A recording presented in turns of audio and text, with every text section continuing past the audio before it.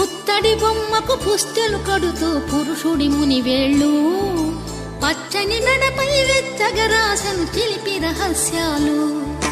నేలకు జారిన తారకలై ముత్యాల తలంబ్రాలు ఇద్దరి తలపులు ముద్దగా తడిపిన తుంటరి జలకాలు.